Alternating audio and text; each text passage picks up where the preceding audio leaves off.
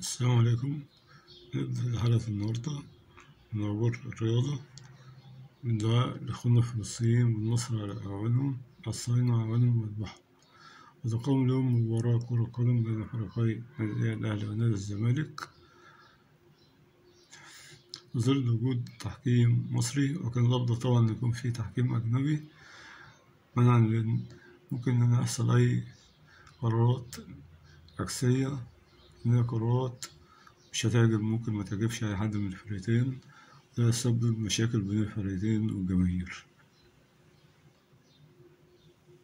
أتمنى إن نتفرج على مباراة فيها روح رياضية بين الفريقين، محصلش أي مشاكل سواء تحكيمية، والجماهير تستمتع، وخاصة إن المباراة إن في دول كتيرة في دول العالم العربي والأجنبي إنها تتفرج عليها.